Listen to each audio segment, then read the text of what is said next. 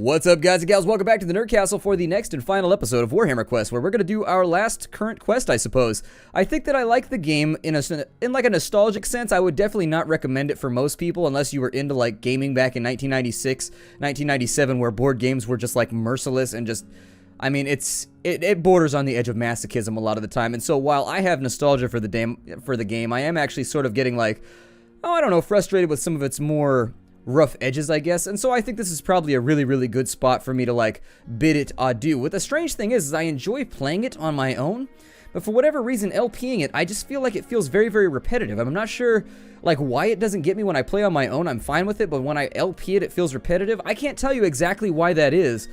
But anyways, we're going to play the game today. We're going to have a good time. It's going to be fun. We're going to deal with a cursed tooth. So let's be on our way. I've equipped everybody with gear already. I think we're going to try and lowball this one. I think we can make it happen. We're going to try and muscle our way through it. Alright, so off we go. And we have the same party we've always had. Like half of our party is level 5. We'll probably be fine. I've done this before. What's the worst that could happen? The cursed tooth. The only way to be rid of a cursed tooth is to place it back into the jaw of the long-dead orc war boss. But be warned, greenskins have flocked to the area where one of Mork's chosen. I read that as a monk for a second. One of Mork's chosen has been desecrated. It's also rumored that a river troll now guards the war boss's corpse. Try explaining to it that you're only here to return something. Your warriors enter the dungeon. Somebody has to hold the tooth. So this is one of the weird mechanics that I was telling you about. Whoever carries the tooth has really insanely bad luck. So don't give it to anybody that does anything important. So for example, we need him to make magic rolls every single turn, otherwise we get spawned on.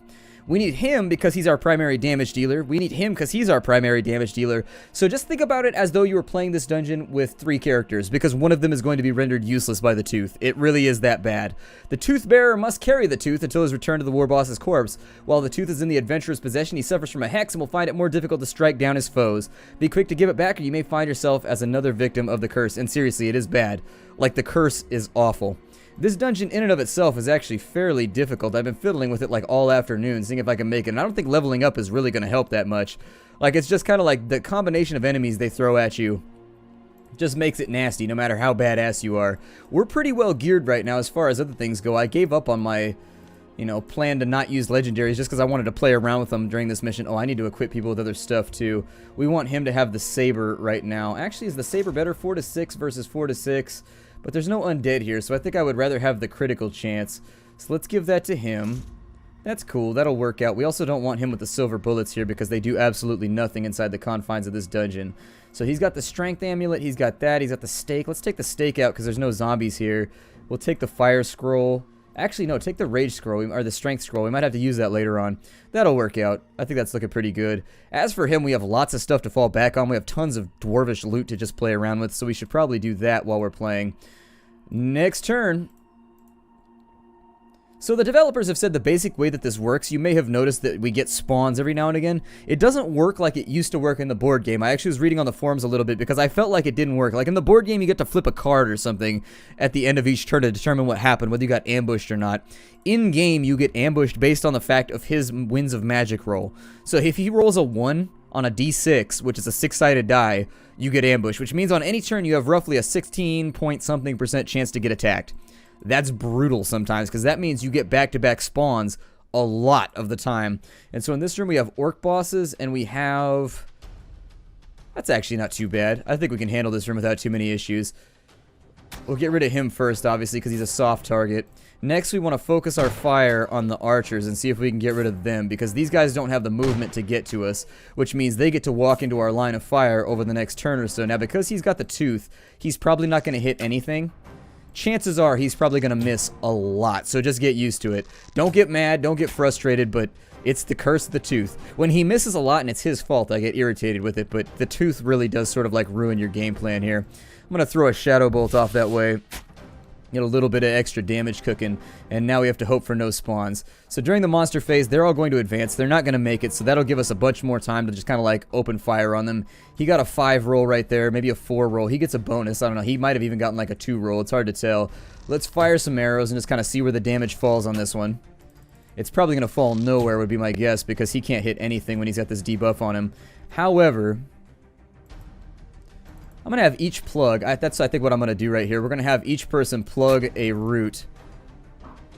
And so he can still fire his gun at him. We got the fire bullets, which will set him on fire. It might be a wiser idea for me to spread that damage around a little bit. But for right now, I'm not going to think about it. Let's just keep it cooking. And that wasn't actually an intended, like, fire pun. It's just sort of like, it happened. We get 100 gold for each of these? Well, at least that's a bonus. We'll get a little bit of cash out of this whole foray into the bowels of hell. I don't know. I don't think this is going to go that badly. However, it might not go that well either. I'm going to give him Blade of Night since we have the extra points anyways. Maybe get rid of this guy so that he can't deal any damage on the next turn. There we go. One less guy to mess with, and it means that these two have to choose a direction. We have to really, really hope right now that these guys don't screw up, or at least our mage. Okay, so he got a good roll right there. So much of this game is RNG. Like, that's really... You can try and gloss over it with nostalgia and, like, rose-colored glasses, but frankly, a lot of this game is RNG, and a lot of it is going to frustrate a player who's used to things like XCOM, which affords you, like, a modicum of chance. Like, XCOM at least gives you kind of a chance. This game has, like, certain rolls that are just never in your favor, and they're just never going to work out the way that you want them to. And in playing with that... Oh, another Ring of Toughness. Very cool. We could use that, actually. So who actually wants this? Let me click somebody here. Let's grab... Who needs a Ring of Toughness? So he's got a Ring of Fortitude. We would have to swap that out for the Ring of Toughness. But Toughness versus Fortitude a lot of the time seems to do a little bit better, in my opinion. I'm sorry, Toughness versus HP. And then we might give this to somebody a little bit squishier, who gets run up on every now and again, and who my collective, and I hope our collective butts pucker every time he gets run up on. That's a pretty good gear set right there. It's rare that that falls into place like that. We're doing pretty well right now. He's got a little bit of extra HP. I don't really care if this guy... If he dies, what happens? I'm not sure what happens if he falls down dead. I assume it's nothing good. Okay, 7 wins of magic. Nobody's wounded right now. We actually have a really, really good run going. Sometimes, I don't know, I've played this actually before, and it went really, really poorly for me when I played it. Like, just non-stop, like, spawns every single turn. And it really was hard the last time I played this mission. But this time it's actually... It's all about the spawns. We're making the rolls. By using the card draw option, it actually diminishes RNG a little bit by making it so that there's only so many cards in the deck. So as you get more and more spawns, they don't get reshuffled back in. So technically the spawns get out of the way so that eventually there will be an ebbing of the tide and you'll start getting positive or at least mediocre cards. With how it works right now, because you can just roll back to back to back ones, it makes it such that every now and again you just have really, really bad RNG where you roll just a bunch of ones in a row and there's not much you can do about it. His attack rate is going to be really, really low right now, and honestly, I don't really know what else to expect from it. He made a shot right there. That's pretty cool. I like it when people make shots. On this side, he's got no wins of magic. Anyways, oh, these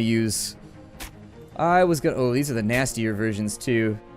These are the nasty, upset, grumpy versions of all of these smaller mobs. He got a death blow on his first turn, which basically makes this. If I had what I would do... Well, I don't even know if that would work, actually. Let's get going with the DACA here. Maybe seeing if we can clear out some of these guys.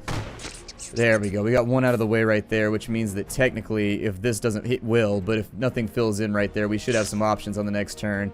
These are upgraded versions of all the earlier mobs, though, so bear that in mind. What we're going to do right here is we're going to Shadow Dagger our way out of this. Shadow Dagger is a remarkably good spell as you level, especially if you get, like, really, really good magic rolls a lot of times in a row.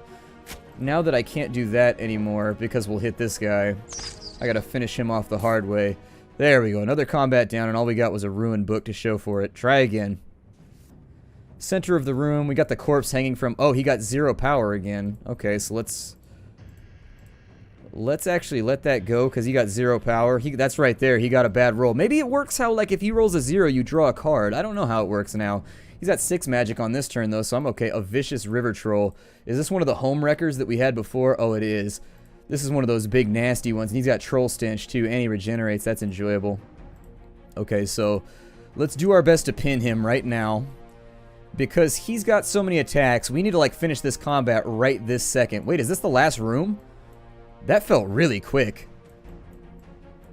Yeah, that felt like a really small dungeon. My mouse doesn't work right now. If you notice any weird scrolling, my scroll bar is broken. I go through a lot of scroll bars. I don't know what it is, if it's me or if it's just, I don't know.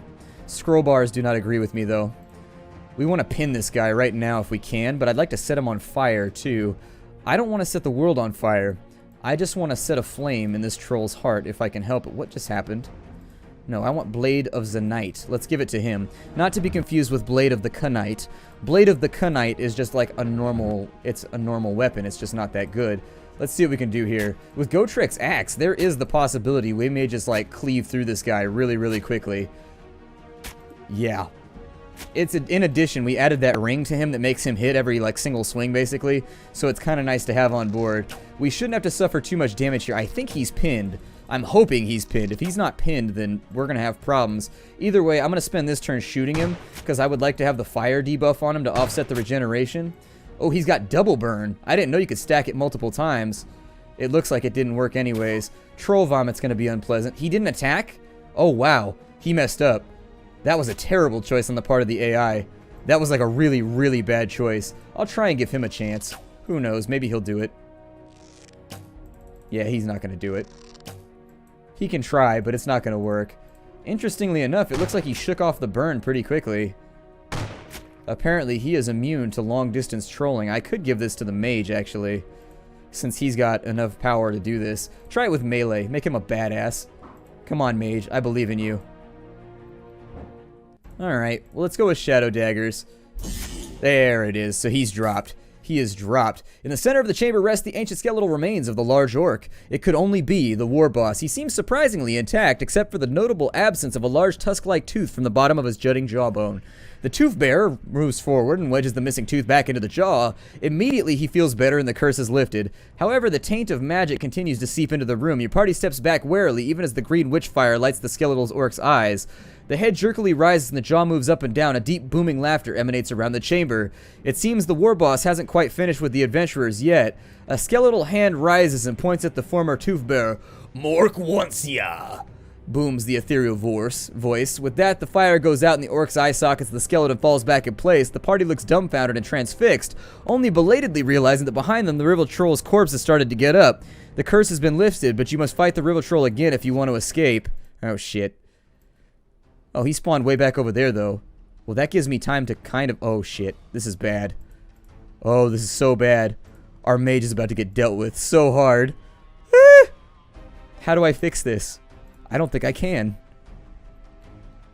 Potion of quickness. Do you make me dodge more? No. Oh, no.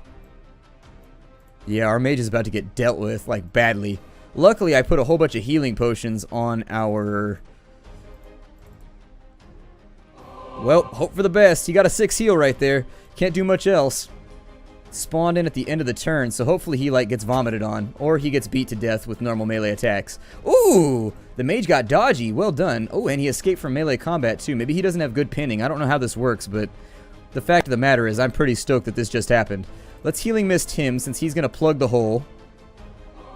So I'd like him to have more health. In return, we'll take this potion of healing and give it like a little bit to him, maybe. Possibly. Do it again. This is the good healing potion that we just got. There we... I mean, that dripply noise is kind of gross, but it'll work for now. Let's move everybody else up and into play the best that we can to keep this thing trapped in, because I don't want it to move around. Fire some shots right here. I can't guarantee. The burn doesn't appear to be working on him, or maybe it just offsets the regeneration. I don't know. Right here, if we're going to do this again, what I want to do right now is let's use up every last bit of our Blades of Night right now. We've got a ton of extra mana just sitting in reserve, and if we could finish this off the right way, I would prefer to do it as such. Let's use the Grey College Hat. Additionally, I'm also going to use the Lightning Fire Ring, which turned out to be a much better item than I expected. Okay, so that's 20 damage, way higher towards the end of the spectrum right there than what I expected previously.